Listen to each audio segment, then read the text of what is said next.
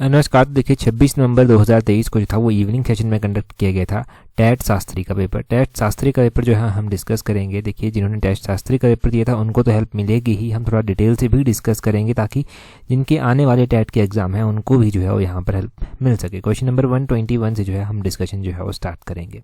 Question number 121 में देखिए क्या पूछा जाता है। बोलते हैं to which country was the great painter Nicholas Roerich associated. तो बोलते हैं कि ग्रेट पेंटर जो निकोलस रोरिक थे वो कहाँ से संबंध रखते थे, वो रशिया से संबंध रखते थे। ऑप्शन ए सही आंसर है। इन्हीं के संदर्भ में हम एक और क्वेश्चन पढ़ते हैं। रोरिक आर्ट गैलरी कहाँ पर स्थित है, वो नग्गर में स्थित है। नग्गर कहाँ पर पड़ता है, नग्गर कुल्लू में जो है वो पड़ता है, ये भी हमने पढ़ा है। मैंने इसके ऊपर एक छोटा सा शॉर्ट भी जो था वो बनाया था। शॉर्ट्स में मैंने डिटेल में इसके बारे में आपको बताया था। एक और क्वेश्चन यहाँ से बन सकता है कि नगर में एक मंदिर भी जो है वो स्थित है, उस मंदिर का क्या नाम है। मंदिर का नाम है त्रिपुरा सुंदरी मंदिर। त्रिपुरा सुंदरी माता का मंदिर जो है वो यहाँ पर स्थित है, ये भी आपने ध्यान रखना है। और ये कौन से आर्किटेक्ट स्टाइल में बना हुआ है, तो ये पैगोडा आर्किटेक्ट स्टाइल में बना हुआ है। एक और क्वेश्चन पूछा जा सकता है कि नगर जो है वो कौन सी नदी के किनारे स्थित है, तो ये ब्यास नदी के किनारे जो है वो स्थित है, ये भी आप ध्यान रखें। अगला क्वेश्चन देखते हैं 122 क्वेश्चन। यहाँ पर क्या बोलते हैं 122 में बोलते हैं what is the total strength of member of Rajya Sabha. तो राज्यसभा में टोटल सदस्यों की संख्या कितनी है, ये क्वेश्चन पूछा गया है। राज्यसभा में जो टोटल मेंबर पूछे गए हैं ना वो 250 हैं। ऑप्शन ए सही आंसर है। 238 यहाँ पर जो है वो चुनकर आते हैं, जो कि विधानसभा सदस्य चुनकर भेजते हैं उनको। और यहाँ पर जो रिमेनिंग 12 मेंबर है ना, वो 12 मेंबर जो है वो प्रेसिडेंट के द्वारा जो है वो चुने जाते हैं। तो टोटल 250 मेंबर जो है वो हो गए। जो मैक्सिमम स्ट्रेंथ यहाँ की है, टोटल स्ट्रेंथ जो है वो यहाँ की है, ये ध्यान रखना आप यहाँ से। तो यहाँ से इतना ही जानेंगे। हिमाचल प्रदेश की राज्यसभा के बारे में आपको पता है कि 3 सदस्य जो हैं वो चुनकर जाते हैं। प्रेजेंट टाइम में वो तीनों के तीनों सदस्य कौन हैं, उनके नाम अगर पूछ लिए जाएँ तो आप फटाक से नाम बता देंगे। जगत प्रकाश नड्डा जी हैं, एक इंदु गोस्वामी है, एक सिकंदर कुमार है। ये 3 सदस्य हैं जो राज्यसभा से चुनकर गए हैं, राज्यसभा के लिए चुनकर गए हैं। 128 क्वेश्चन देखें। बोलते हैं when did the first education policy of independent India frame. तो बोलते हैं स्वतंत्र भारत की प्रथम शिक्षा नीति जो था वो कब जो था वो बनाई गई थी। तो बोलते हैं कि स्वतंत्र भारत की जो था पहली शिक्षा नीति बनाई गई थी वो कब बनाई गई थी, वो 1968 में जो था वो बनाई गई थी। ऑप्शन बी सही आंसर है। इसी तरह का एक क्वेश्चन जो मॉर्निंग सेशन में पेपर हुआ था, मॉर्निंग सेशन में जो था वो टेट का पेपर हुआ था और टेट जेबीटी का पेपर हुआ था। हमने वुड्स डिस्पैच कमीशन पढ़ा था, वो कौन से ईयर का वुड्स डिस्पैच कमीशन था, 1854 का वो कमीशन था। परंतु अभी हम एजुकेशन पॉलिसीज़ की बात करते हैं जो इंडिया में आई। तो इंडिपेंडेंट इंडिया में खास तौर पर हमें देखने को मिलता है कि 1968 में जो है वो इंदिरा गांधी उस टाइम प्राइम मिनिस्टर होती हैं, तब ये शिक्षा नीति आती है। उसके बाद प्राइम मिनिस्टर जब राजीव गांधी होते हैं 1986 में, उस टाइम भी जो है वो शिक्षा नीति आती है। अभी हमने न्यू एजुकेशन पॉलिसी भी अपनी देखी है जिसको एनपीई कहा गया है। एनपीई जो है वो 2020 में आई थी। प्राइम मिनिस्टर नरेंद्र मोदी जो था वो प्राइम मिनिस्टर हैं उस टाइम जब ये आई थी। और आपने ध्यान रखना है कि एनपीई जो 2020 की आई है, इसको जो फ्रेम किया गया था ना, उसको किसकी अध्यक्षता में जो था वो फ्रेम किया गया था, ये क्वेश्चन पूछा जा सकता है। तो देखो इसको फ्रेम किसके अध्यक्षता में किया गया था, इसको किया गया था के कस्तूरी रंगन की अध्यक्षता में। के कस्तूरी रंगन की अध्यक्षता में जो था न्यू एजुकेशन पॉलिसी हमारी 2020 की आई है, उसको फ्रेम किया गया। ये क्वेश्चन बनता है। डिस्कस करने को तो हमारे पास इससे पहले के भी अलग अलग कमीशन है। यूनिवर्सिटी कमीशन हो गया, 1904 का हो गया, उससे पहले के भी हैं, उसके बाद के भी हैं, उनको अभी स्टिल पेंडिंग रख देते हैं। हम जो लेटेस्ट वन है वही जानते हैं। 124 जो है वो देखते हैं क्या बोलते हैं heavy water in nuclear reactor is used as. तो बोलते हैं कि न्यूक्लियर रिएक्टर जो होता है ना उसमें हैवी वाटर यूज़ किया जाता है। तो वो क्यों यूज़ किया जाता है, देखो हैवी जो वाटर होता है ना, जिसको D2O भी कहते हैं, D2O इसका फार्मूला है हैवी वाटर का। अब ये यूज़ किया जाता है। ये यूज़ इसलिए किया जाता है, इसके 2 यूज़ होते हैं। इसके क्या क्या यूज़ होते हैं, एक तो ये मॉडरेटर के रूप में इस्तेमाल किया जाता है, और मॉडरेटर तो ऑप्शन में है नहीं, तो ये कूलेंट के रूप में भी जो है वो इस्तेमाल किया जाता है। ऑप्शन डी सही आंसर है। हैवी वाटर जो है वो रिमूव करता है हीट को, जो रिएक्टर में हीट प्रोड्यूस होती है न्यूक्लियर रिएक्टर में, उसको ये रिमूव करता है। तो कूलेंट के रूप में भी ये इस्तेमाल जो है वो किया जाता है। और केमिकल फार्मूला हैवी वाटर का आपको पता चल गया, D2O जो है वो होता है। और वाटर का फार्मूला क्या होता है, वाटर का तो आपको पता है H2O जो है वो वाटर का सिंपल फार्मूला होता है। 125 क्वेश्चन देखिए, प्रीवियसली टेट में पूछा जा चुका है। ग्रैमी अवार्ड पूछा गया है, is given in the field of. तो ग्रैमी अवार्ड जो है वो कौन सी फील्ड में दिया जाता है। ये जो ग्रैमी अवार्ड है ना, ये दिया जाता है म्यूज़िक इंडस्ट्री में। तो म्यूज़िक ऑप्शन बी जो है वो सही आंसर हो जाएगा। म्यूज़िक इंडस्ट्री में जो है ये ग्रैमी अवार्ड जो है वो दिया जाता है। म्यूज़िक इंडस्ट्री में किसी की आउटस्टैंडिंग अचीवमेंट है तो उसको ये अवार्ड दिया जाएगा। ठीक है। बहुत पिछली बार हमने पढ़ा है, ये क्वेश्चन टैट के पेपर में आया था, जब टैट की रिवीजन सीरीज हमने चलाई थी, उसमें भी हमने ये क्वेश्चन पढ़ा है। अगला क्वेश्चन देखें 126 क्वेश्चन, यहाँ पर क्या बोलते हैं in which constitutional amendment panchayati raj got the constitutional statement, तो कॉन्स्टिट्यूशनल स्टेटस, तो बोलते हैं कि पंचायती राज को संवैधानिक दर्जा दिया गया, परंतु ये कौन सी संवैधानिक संशोधन से दिया गया, ये पूछा गया है। पंचायती राज की बात करते हैं ना, तो पंचायती राज को जो था ये दर्जा दिया गया था कॉन्स्टिट्यूशनल स्टेटस, ये दिया गया था 73rd कॉन्स्टिट्यूशनल अमेंडमेंट से।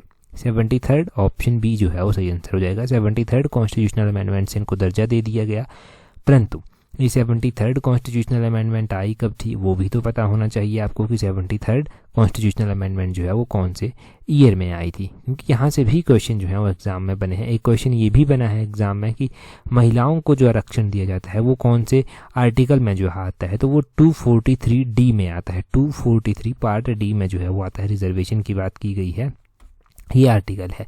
और ये जो 73rd कॉन्स्टिट्यूशनल अमेंडमेंट है ये 1992 में जो था वो पास कर दी गई थी, और अस्तित्व में ये 1993 को जो था वो आ गई थी। नेशनल पंचायती राज डे भी मनाया जाता है, तो नेशनल पंचायती राज डे कब मनाया जाता है वो भी पता होना चाहिए।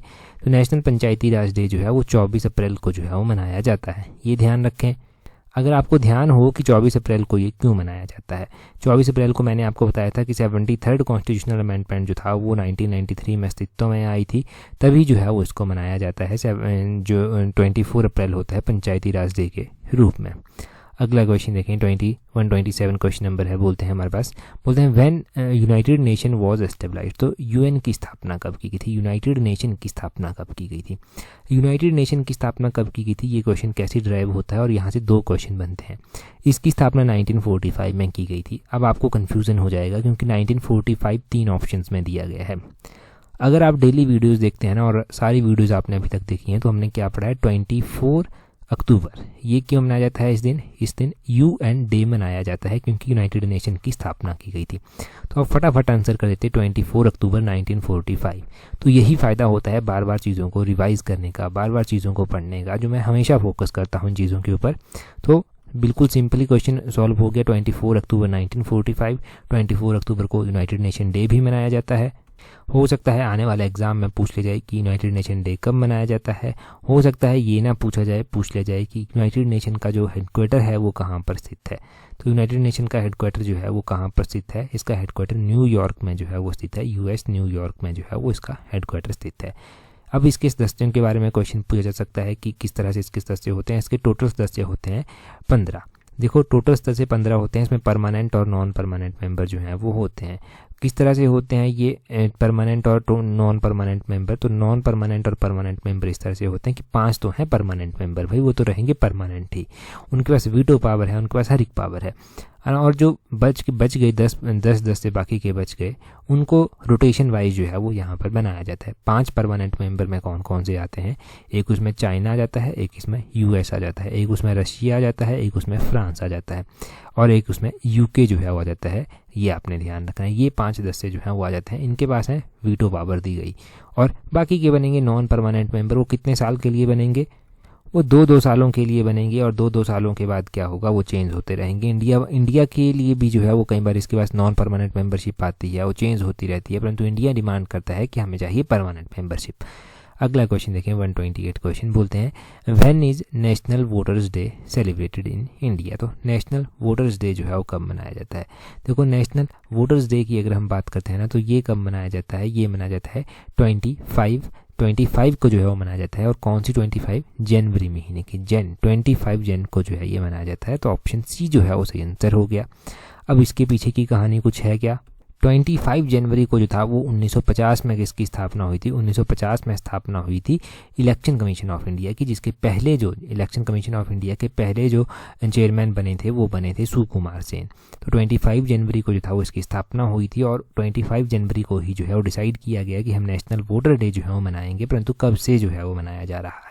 25 जनवरी 2011 से जो है ये मनाया जा रहा है। इलेक्शन कमीशन ऑफ इंडिया की फाउंडेशन के रूप में ये मनाया जा रहा है कि इस दिन इसकी स्थापना की गई थी 1950 में, तो हम इसको मनाएंगे। प्रेजेंट टाइम में चेयरमैन कौन है, प्रेजेंट टाइम में चेयरमैन कौन है इलेक्शन कमीशन के, ये भी पता होना चाहिए आपको। प्रेजेंट टाइम में जो है वो इलेक्शन कमीशन ऑफ इंडिया की जो चेयरमैन है वो राजीव कुमार हैं, उनका नाम भी ध्यान रखना है। अगला क्वेश्चन देखें जी। अगले क्वेश्चन में क्या बोलते हैं which of the following is the age of retirement of high court जज। तो बोलते हैं कि हाई कोर्ट के जो जज होते हैं, हाई कोर्ट के जज की रिटायरमेंट एज जो है वो क्या होती है। हाई कोर्ट के जज की रिटायरमेंट एज की अगर हम बात करें तो इनकी रिटायरमेंट एज जो है वो 62 ईयर्स होती है। ऑप्शन ए सही आंसर है। कहाँ पर कन्फ्यूज़न होता है? कन्फ्यूज़न होता है हाई कोर्ट और सुप्रीम कोर्ट के जज की रिटायरमेंट को लेकर। तो सुप्रीम कोर्ट के जज की रिटायरमेंट की एज क्या होती है? उनकी रिटायरमेंट एज होती है 65 ईयर्स। जैसे हमारा हिमाचल प्रदेश हाई कोर्ट है जो कि शिमला में स्थित है, जिसकी पुरानी बिल्डिंग का नाम रेवंसवुड बिल्डिंग है। प्रेजेंट टाइम में हिमाचल प्रदेश हाई कोर्ट के चीफ जस्टिस हैं जस्टिस एम.एस. रामाचंद्र राव। और आपने ध्यान रखना है कि chief justice of high court को जो है प्रेसिडेंट जो है वो अपॉइंट करते हैं और इनकी शपथ, इनकी ओथ जो है वो ऑर्गेनाइज की जाती है गवर्नर ऑफ द स्टेट के द्वारा। तो ये आपने रिटायरमेंट एज के कॉन्सेप्ट ध्यान रखने हैं। अगला क्वेश्चन ध्यान रखें। बोलते हैं, देखें क्या बोलते हैं who gave the slogan do और डाई। तो डू और डाई का नारा 1942 में क्विट इंडिया मूवमेंट के दौरान गांधी जी के द्वारा दिया गया था। ऑप्शन बी सही आंसर हो जाएगा। तुम मुझे खून दो मैं तुम्हें आज़ादी दूंगा, ये नारा सुभाष चंद्र बोस जी के द्वारा जो था वो दिया गया था। और जय जवान जय किसान का नारा जो था वो किसके द्वारा दिया गया था? ये भी क्वेश्चन जो है टेट में पूछा गया है।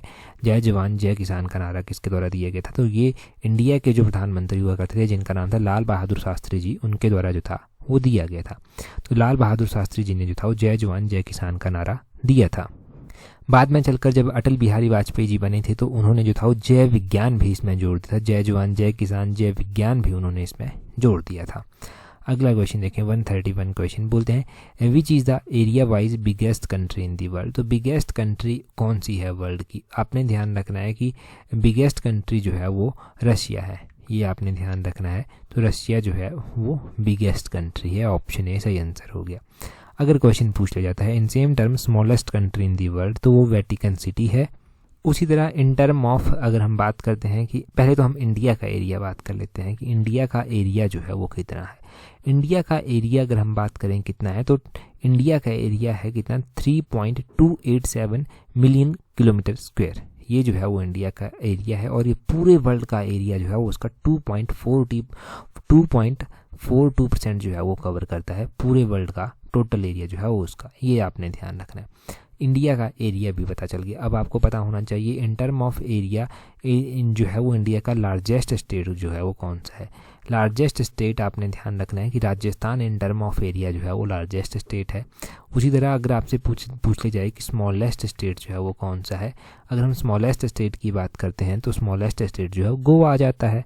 वो आपको पता चल गया। अगला क्वेश्चन देख लिए क्या बोलते हैं हमारे पास। बोलते हैं हु इज़ दी प्रेजेंट होगा, यहाँ पर प्रेसिडेंट लिखते हैं, present vice president of India. तो बोलते हैं भारत के मौजूदा उपराष्ट्रपति कौन है। भारत के जो मौजूदा प्रेजेंट टाइम में उपराष्ट्रपति हैं उनका नाम ध्यान रखना है। उनका नाम है जगदीप धनखड़ जी। कितनी बार हमने डिस्कस किया है कि वेस्ट बंगाल के पहले ये गवर्नर रह चुके हैं, फिर ये उपराष्ट्रपति बने। जब अभी कुछ दिन पहले ही मैं गवर्नर्स के बारे में बता रहा था तब भी मैंने आपको बताया था कि ये गवर्नर के जब वेस्ट बंगाल के जब गवर्नर थे तो उस टाइम इन्होंने वहाँ पर थोड़ी सी दिक्कत, इनकी तशद्दुद सरकार के साथ चली हुई थी, तो वो सारी बातें वहाँ से क्लियर हो जाती हैं। और प्रेजेंट टाइम में आपने ध्यान रखना है कि प्रेसिडेंट ऑफ इंडिया कौन है। तो द्रौपदी मुर्मू जी हैं, उनका नाम ध्यान है आपको। 133 क्वेश्चन देखें। बोलते हैं which acid is present in sting of ant. तो बोलते हैं कि चींटी का जो डंक होता है उसमें कौन सा एसिड होता है, कौन सा अम्ल होता है। उसमें जो है वो फॉर्मिक एसिड पाया जाता है। ऑप्शन ए सही आंसर है। उसी तरह खट्टे जो चीज़ें होती हैं, खट्टी चीज़ें जैसे कि हमारा लेमन हो गया, उनमें जो है वो सिट्रिक एसिड जो है वो पाया जाता है। वो भी ध्यान रखना है आपने, उनमें सिट्रिक एसिड जो है वो पाया जाता है। फॉर्मिक एसिड कहाँ पर पाया जाता है? जो चींटी काटती है, अभी चींटी काटे तो आपको पता चल जाना चाहिए कि उसने जो फॉर्मिक एसिड है वो आपकी बॉडी में रिलीज़ कर दिया है। अगला क्वेश्चन देखें जी हमसे, हमारे पास क्या पूछा गया है 134 में। बोलते हैं in which city is the Golden Temple located. तो गोल्डन टेम्पल जो है वो बोलते हैं कि किसके द्वारा जो था वो बनाया गया था, किस कहाँ पर स्थित है। ये अमृतसर में स्थित है। ध्यान मेरा चला गया कहाँ पर कि किसके द्वारा जो है ये बनवाया गया है। तो गोल्डन टेम्पल की बात कर लेते हैं कि किसके द्वारा जो था ये बनवाया गया था। गोल्डन टेम्पल सिख गुरुओं के द्वारा बनाया गया था, परंतु कौन से सिख गुरु थे? तो गुरु अर्जन देव जी थे जिनके द्वारा ये बनवाया गया था। इसको फेमसली जो है वो हरमंदिर साहिब भी कहा जाता है और ये जो है वो गुरु अर्जन देव जी के द्वारा बनाया गया था। गुरु अर्जन देव जी कौन से नंबर के सिख गुरु थे? तो ये 5वें नंबर के जो है वो सिख गुरु थे। सबसे पहले गुरु नानक देव जी आए थे, उसके बाद 5वें नंबर पर जो है ये आते हैं और अमृतसर में जो है ये स्थित है, वो भी ध्यान रखना है। 135 में बोलते हैं व्हाट इज़ एपीकल्चर। तो एपीकल्चर क्या है? एपीकल्चर के आपने एपीकल्चर के बारे में आपने ध्यान रखना है कि एपीकल्चर जो है वो क्या है। ये मधुमक्खियाँ जो होती हैं ना, बी से संबंधित है। तो apiculture is also known as honey bee culture. Option B जो है वो सही आंसर है। उसी तरह जब कोई मछलियाँ पालते हैं, मछलियों का जो कल्चर होता है उसको क्या कहते हैं, उसको फिश फार्मिंग जो होती है उसको एक्वा कल्चर जो है वो कहा जाता है। तो एक्वा कल्चर जो है ये आपने ध्यान रखना है कि किसको कहा जाता है, ये फिश फार्मिंग को कहा जाता है। अगला क्वेश्चन देख लें, 136 क्वेश्चन क्या है। 136 क्वेश्चन में बोलते हैं emergency was declared under which article in between year 1975 and 1977 in India. तो बोलते हैं कि इमरजेंसी जो इंडिया में लगी थी 1975-77 में, वो कौन से आर्टिकल के तहत लगी थी। आप कहेंगे कि अगर आपको नहीं ज़्यादा पता तो देखो, आपको ये पता होना चाहिए कि 3 तरह की इमरजेंसीज होती हैं, अलग अलग आर्टिकल के तहत लगती हैं। तीनों आर्टिकल्स को पढ़ेंगे। पहले ये जानिए कि 1975-77 के बीच की इमरजेंसी कौन सी थी। ये आर्टिकल 352 के तहत लगी थी। ऑप्शन ए सही आंसर है। देखो, आर्टिकल 352 के तहत इमरजेंसी आती है। 3 आर्टिकल्स हैं जो मुख्य रूप से इसकी बात करते हैं। आर्टिकल 352 हो गया, आर्टिकल 356 हो गया और आर्टिकल नंबर 360 हो गया। ये इमरजेंसी की बात करते हैं। जो 75 में इमरजेंसी लगी थी, इंदिरा गांधी उस टाइम प्राइम मिनिस्टर हुआ करती थी, 352 आर्टिकल के तहत लगी थी। इस इमरजेंसी को जो है वो क्यों लगाया जाता है और क्या इसको कहते हैं, तो इसको नेशनल इमरजेंसी भी जो है वो कह दिया जाता है। ये इमरजेंसी तब लगाई जाती है जब कोई भी बाहर से ऐसा लगे कि कोई एग्रेशन हो सकता है, आर्मी कोई रिबेल कर सकती है, या फिर इस तरह से ये इमरजेंसी लगती है। परंतु आर्टिकल 356 का फंडा कुछ अलग है। आर्टिकल 356 के तहत इमरजेंसी लगती है, इसको प्रेसिडेंट रूल कहा जाता है और इसको जो है वो स्टेट इमरजेंसी भी कहा जाता है।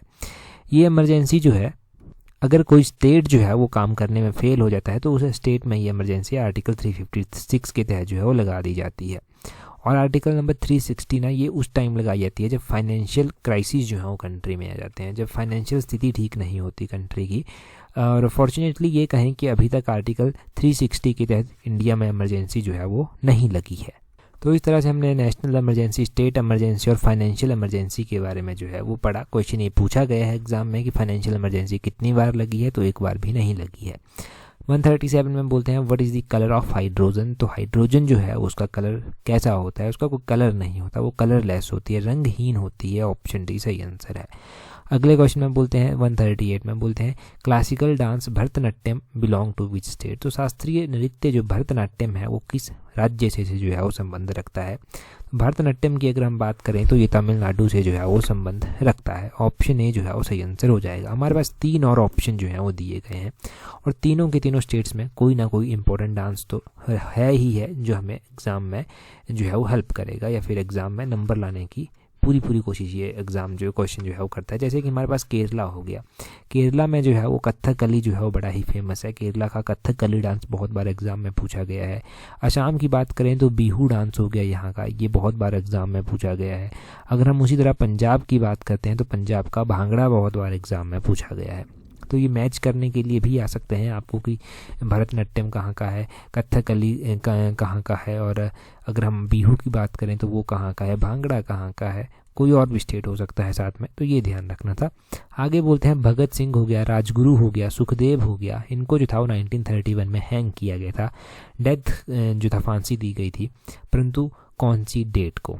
मॉर्निंग की वीडियो देखनी थी आपने जो मॉर्निंग में पब्लिश हुई थी पेपर वाले दिन।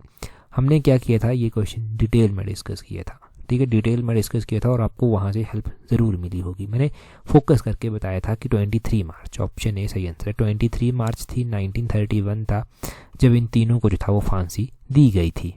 हमने ये भी जाना था कि जब भगत सिंह जी जो थे ना, जब इनको एग्जीक्यूट किया गया था, फांसी पर लटकाया गया था, तो वो कितने साल के हुआ करते थे, 23 ईयर्स के ये हुआ करते थे। बड़ी ही छोटी उम्र थी परंतु जोश बहुत ज़्यादा था। प्रेरणा आज भी ये पूरे देश के लिए बने हुए हैं, यूथ के लिए प्रेरणा है। आज का सिनेरियो ना बड़ा ही कॉम्प्लिकेटेड है। सोसाइटी में ना नौकरी की जब बहुत ज़्यादा डिमांड है, नौकरियां प्रोड्यूस नहीं हो रही, परंतु यूथ नौकरियों के लिए तैयारी कर रहे हैं। और देख लीजिए आपकी हिमाचल में कितना टाइम हो गया, नौकरियों का कोई अता पता नहीं है, कोई एक्टिव नहीं है, सरकारों को कोई फ़र्क नहीं पड़ता। कुछ भी कह लीजिए जाए कि सरकारें कितना काम कर रही हैं, परंतु ग्राउंड लेवल पर क्या है ना, जो यूथ आज सफ़र कर रहा है ना, वही जानता है कि वो कितना सफ़र जो है वो यहाँ से कर रहा है। और 30-30 साल तक बच्चे तैयारियां कर रहे हैं, इससे ज़्यादा भी एज जो है वो बच्चों की हो गई है। और 23 ईयर्स के थे मात्र भगत सिंह जी, और इन्होंने जो था वो देश के लिए, इन्होंने जो था वो आज़ादी की लड़ाई में भाग लिया, इन्होंने अंग्रेज़ों से लड़ाई कर ली और 23 ईयर्स की देख लो इन्होंने ऐसा काम कर दिया अंग्रेज़ों को तंग करके कि इनको फांसी दे दी गई थी। तो ये बहुत ही इनकी स्टोरी बहुत ही प्रेरणादायक है। अगला क्वेश्चन देखें 140 बोलते हैं the total number of hymns in Rigveda is. तो ऋग्वेद में कुल कितने श्लोक हैं? ऋग्वेद में अगर हम श्लोकों की बात करते हैं कि ऋग्वेद में कितने जो है वो श्लोक आते हैं, ये बहुत बार HPSSC ने बहुत बार पूछा है, पब्लिक सर्विस कमीशन इसको बहुत बार पूछ चुका है। तो आपने क्या ध्यान रखना है कि यहाँ पर कितने श्लोक जो है वो आते हैं। यहाँ पर 1028 हाइम्स जो है वो आते हैं। ऑप्शन सी जो है वो सही आंसर है। ऋग्वेद में कितने श्लोक आते हैं? ओल्डेस्ट वेदा हमारा है ये ऋग्वेद, ये तो आपको पता ही है। इसके अलावा हमारे पास ऋग्वेद के अलावा यजुर्वेद है, अथर्ववेद है, सामवेद है। क्वेश्चन पूछा जाता है कि जो म्यूजिक के साथ वेद डील करता है वो कौन सा है? तो म्यूजिक के साथ हमारा सामवेद जो है वो डील करता है, वो आपने ध्यान रखना है। और ऋग्वेद में 1028 हाइम्स जो हैं वो आते हैं। हमारा ओल्डेस्ट वेदा ये है। इतना कर ध्यान रख लिया, बहुत है एग्जाम पॉइंट ऑफ व्यू से। अगला क्वेश्चन देखें 141 क्वेश्चन बोलते हैं where is a Shobha Singh art gallery located. Shobha Singh art gallery जो है वो कहाँ पर स्थित है? ये अंद्रेटा में स्थित है। अंद्रेटा कहाँ पर पड़ता है? डिस्ट्रिक्ट कांगड़ा में जो है वो अंद्रेटा पड़ता है।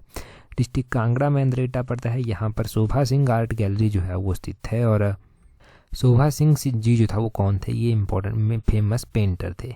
तो इन्हीं के नाम पर ये आर्ट गैलरी जो है वो अंद्रेटा में बनी है। इनका निवास स्थान ये कभी रहा था।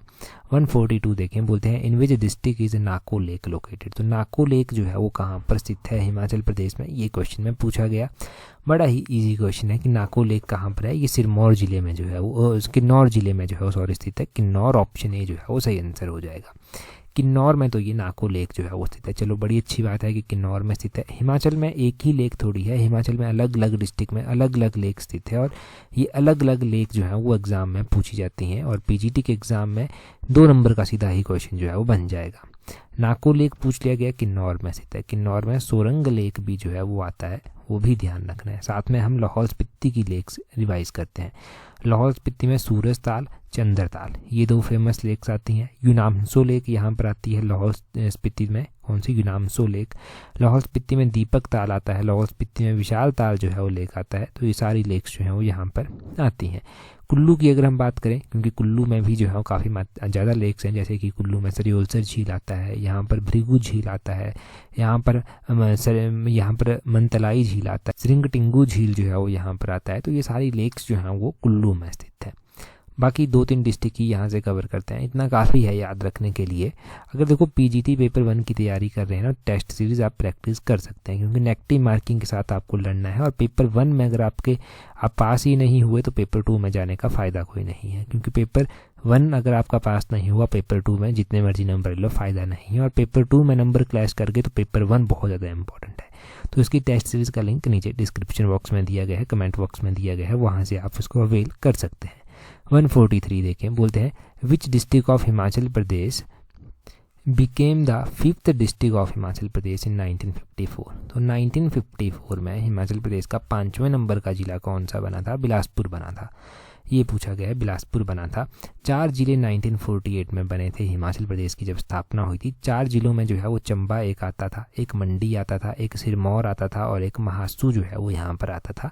5वें नंबर का जिला जो है वो बिलासपुर बन गया और 6ठे नंबर का जिला जो था वो किन्नौर जो था वो बना था 1960 में। ये भी ध्यान रखना है।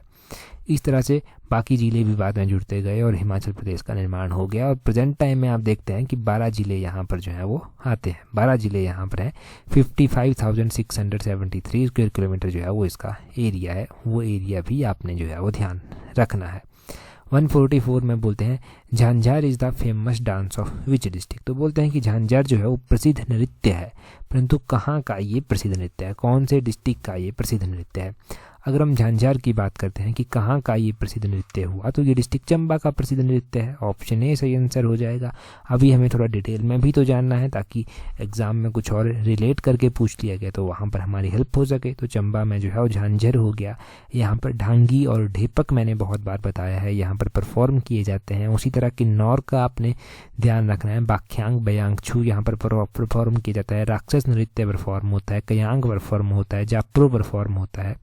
किन्नौर में परफॉर्म होते हैं। उसी तरह अगर हम बात करते हैं लाहौल स्पीति की, तो लाहौल स्पीति के सांद और साबू तो आप नहीं भूल सकते, और उसी तरह कुल्लू का आप कथड़ी नृत्य नहीं भूल सकते, कुल्लू का आप रुझका नृत्य नहीं भूल सकते।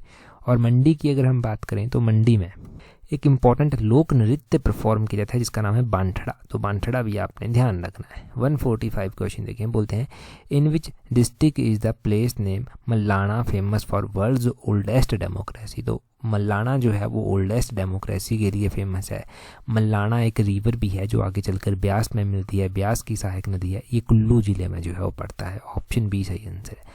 तो मल्लाना ओल्डेस्ट डेमोक्रेसी है, मल्लाना ब्यास की सहायक नदी भी बनती है आगे चलकर, वो ध्यान रखें। आगे बोलते हैं who was the first female speaker of Himachal Pradesh legislative assembly. तो हिमाचल प्रदेश लेजिस्लेटिव असेंबली की पहली महिला स्पीकर जो बनी थी वो कौन बनी थी। अगर हम हिमाचल प्रदेश के संदर्भ में बात कर रहे हैं, यहाँ के स्पीकर्स की बात कर रहे हैं और हम फीमेल स्पीकर की बात कर रहे हैं, तो फर्स्ट लेडी स्पीकर यहाँ की बनी थी विद्या स्टोक्स जी। ऑप्शन सी जो है वो सही आंसर है। चलो सही बात है कि विद्या स्टोक्स यहाँ की पहली महिला स्पीकर जो था वो बनी थी। परंतु यहाँ पर हमारे लिए और क्वेश्चन भी इंपॉर्टेंट है, पहले गवर्नर कौन थे हिमाचल प्रदेश के। तो श्री एस चक्रवर्ती जो था वो पहले गवर्नर थे। अभी हमने क्वेश्चन ये भी पढ़े हैं हिमाचल प्रदेश के कि शीला कौल का नाम भी हमने कहीं ना कहीं पर पढ़ा है। तो शीला कौल क्या थी, ये फर्स्ट गवर्नर थी हिमाचल प्रदेश की, फर्स्ट महिला गवर्नर, वुमेन गवर्नर थी हिमाचल प्रदेश की, ये आपने ध्यान रखना है। और हिमाचल प्रदेश के पहले जो गवर्नर थे वो कौन थे, पहले गवर्नर थे हिमाचल प्रदेश के श्री एस चक्रवर्ती, पहली महिला गवर्नर श्रीमती शीला कौल थी, पहली महिला स्पीकर श्रीमती विद्या स्टोक्स थी, और पहले स्पीकर की अगर हम बात करते हैं कि पहले स्पीकर कौन थे हिमाचल प्रदेश विधानसभा के, तो पंडित जयवंत राम जी जो था वो पहले स्पीकर थे। लीला सेठ का नाम यहाँ पर दिया गया है, ये कौन थी, ये फर्स्ट वुमेन चीफ जस्टिस थी हिमाचल प्रदेश की, और फर्स्ट चीफ जस्टिस जो था वो जस्टिस मिर्जा हिमदुल्ला बेग थे, उनका नाम भी ध्यान रखना है। तो ये सारे कॉन्सेप्ट क्लियर हुए, इनके बारे में आपको अब डाउट रहेगा ही नहीं, होगा भी नहीं क्योंकि हमने बहुत बार डिस्कस किए हैं। 147 में पूछते हैं in which district of Himachal Pradesh is Sach pass located. तो साच दर्रा जो है वो हिमाचल प्रदेश के किस जिले में जो है वो स्थित है। अगर हम दर्रों की बात करते हैं तो साच दर्रा कहाँ प्रसिद्ध है, साच पास कहाँ प्रसिद्ध है, साच पास देखो चंबा में स्थित है। ऑप्शन डी जो है वो सही आंसर है, चंबा में स्थित है। आपने क्या क्वेश्चन पढ़ा होगा और किस तरह से क्वेश्चन पढ़ा होगा, आपने क्वेश्चन पढ़ा होगा चंबा का जो पांगी है, या फिर चंबा को पांगी के साथ कौन सा दर्रा जोड़ता है। तो चंबा को पांगी के साथ जो है ये साच दर्रा ही जो है वो जोड़ता है, चंबा को पांगी के साथ जोड़ता है ये साच दर्रा। और पांगी का हेडक्वार्टर कहाँ पर स्थित है, किल्लाड़ में जो है वो पांगी का हेडक्वार्टर स्थित है, किल्लार पांगी का हेडक्वार्टर है। कुछ ऐसे दर्रे जो कि चंबा को पांगी से जोड़ते हैं, एक दराती दर्रा भी आता है, ये भी चंबा को पांगी से जो है वो जोड़ता है। चंबा के और भी दर्रे हैं जो कि चंबा को भरमौर के साथ, जो कि चंबा को लाहौल के साथ जोड़ देंगे, भरमौर को कांगड़ा के साथ जोड़ देंगे, इस तरह के दर्रे हैं। जैसे कि हम बात करें लाहौल को भरमौर से जोड़ने वाले दर्रों की, तो कुकती दर्रा आ जाता है, दुग्गी दर्रा यहाँ पर आ जाता है, कालीछू दर्रा आ जाता है जो लाहौल को भरमौर साइड से जोड़ देते हैं। कांगड़ा को भरमौर साइड से जोड़ते हैं, जैसे कि इंद्रहार दर्रा हो गया, निखोरा दर्रा हो गया, ये जोड़ देते हैं। चंबा को कांगड़ा के साथ कौन सा दर्रा जोड़ता है, जैसे कि वारू दर्रा हो गया, अलाइड सर्विसेज में पूछा गया है, वारू पास जो है वो किसको किसके साथ जोड़ता है। यहाँ पर तोरी दर्रा हो गया, ये भी जो है वो चंबा को कांगड़ा साइड से जोड़ देता है, तो इनको आपने ध्यान रखना है। अगला क्वेश्चन देखें 148, बोलते हैं river Vipasa mentioned Rigveda is the name of which river. तो विपासा नदी आपको पता है ब्यास नदी को ही जो है वो विपासा नदी जो है वो कहते हैं। अगर हम बात करते हैं विपासा नदी के बारे में, विपासा देखो ब्यास को कहा जाता है और ब्यास का ही ये नाम है दूसरा। अगर हम नदियों की बात करते हैं तो 5 ही तो नदियां हैं जो हिमाचल प्रदेश में बहती हैं, उनसे एक नंबर का एक क्वेश्चन बनेगा, वो क्यों गलत हो। 5 नदियों में सतलुज आ जाती है, सबसे बड़ी नदी स्तुद्री इसको कहते हैं, यमुना सबसे छोटी नदी है, कालिंदी भी इसको कहा जाता है, ब्यास आ जाती है, ब्यास देखो हिमाचल प्रदेश की नदी है, इसको अर्जिका वैदिक नाम इसका है, रावी आ जाती है, रावी का वैदिक नाम पुरुषानी है। एक नदी बच गई चेनाब नदी जिसका वैदिक नाम अस्किनी है, चेनाब नदी अस्किनी है, चंद्राभागा पहले ये होती है, फिर चंद्राभागा तांदी नामक स्थान पर मिल जाती है, फिर बहती बहती चंबा में जाती है, चेनाब कहलाती है, उसके बाद चेनाब के नाम से ही जो है ये आगे बहती है। 149 देखें, बोलते हैं what is the height of Rohtang pass. तो रोहतांग दर्रे की ऊंचाई क्या है, रोहतांग दर्रे की ऊंचाई है 3978 मीटर। ऑप्शन बी जो है वो सही आंसर हो जाएगा। रोहतांग देखो कुल्लू से जब आप लाहौल की ओर जाएंगे तो मुख्य गेटवे आता है, एक मुख्य दरवाजा आप समझ लीजिए कि यहाँ से होकर जो है वो गुजरा जाता है, और 3978 मीटर की ऊंचाई पर ये स्थित है। इसी तरह एक एग्जाम में चंद्रताल की हाइट पूछ ली गई थी। चंद्रताल की हाइट आपने ध्यान रखना है 4300 मीटर जो है वो इसकी है। 4300 मीटर जो है वो इसकी हाइट है। 14100 फीट जो है वो इसकी हाइट है। ये आपने ध्यान रखना है, फीट में भी ध्यान रखना है। अच्छा, रोहतांग दर्रे की ऊंचाई तो हमने जान ली, 3978 मीटर जो है वो इसकी ऊंचाई है। परंतु अगर एग्ज़ाम में क्वेश्चन पूछ लिया गया फीट में, तब आपका आंसर क्या होगा? एग्ज़ाम में अगर ये क्वेश्चन पूछा गया तब आपका आंसर होगा 13058। ये आपका आंसर होगा 1305758 जो है वो आपका आंसर होगा। अगले क्वेश्चन में देखें 150 में बोलते हैं state council of education research and training Himachal Pradesh में कहाँ पर स्थित? इसको SCERT, state council of education research and training, ये कहाँ पर स्थित है? ये सोलन में स्थित है। ऑप्शन डी जो है वो सही आंसर है। सोलन में ये जो है वो स्थित है SCERT। डाइट का आपने सुना, वो डाइट तो हर एक डिस्ट्रिक्ट में होती है, परंतु जब आप एग्ज़ाम की तैयारी कर रहे हैं ना, तो डाइट का पूरा नाम आपको पता होना चाहिए। जैसे कि SCERT का आपको पूरा नाम पता चल गया, डाइट का पूरा नाम क्या होता है? देखो, डाइट जो है इसका पूरा नाम होता है district institute of education and training. ठीक है, तो डाइट का जब भी नाम कहीं पर सुने तो district institute of education and training ये आपके मन में आना चाहिए। हर एक डिस्ट्रिक्ट में डाइट होती है और SCERT तो सोलन में स्थित है। चलो मैं क्वेश्चन आपसे पूछता हूँ, मुझे आप कमेंट करके बताओ कि हिमाचल प्रदेश में जो है वो पुलिस ट्रेनिंग जो सेंटर है, वो पुलिस ट्रेनिंग सेंटर या कॉलेज कहाँ पर स्थित है? जल्दी से कमेंट करके बता दो, जहाँ पर ये ट्रेनिंग होती है। साथ में ही टेलीग्राम पर अगर आपने ज्वाइन नहीं किया है, जहाँ पर आपको PGT एलाइड की टेस्ट सीरीज़ का लिंक मिल जाएगा और आपको साथ में ही हर एक इंपॉर्टेंट जानकारी जो एग्ज़ाम में आपकी हेल्प करती है, जब भी आंसर की आएगी तो टेस्ट सीरीज़ का जो टेलीग्राम का जो हमारा ग्रुप है वहाँ पर डाल दी जाएगी। टेलीग्राम पर ज्वाइन करने के लिए अपने टेलीग्राम से @allexam31 करके सर्च करना, आपको हमारा टेलीग्राम चैनल मिल जाएगा। वहाँ पर जुड़ जाएं, एग्जाम में डेफिनेटली जो भी इंपॉर्टेंट अपडेट होती है आपको टाइम टू टाइम मिल जाएगी। That's all for today. Thank you very much for watching and listening it very patiently.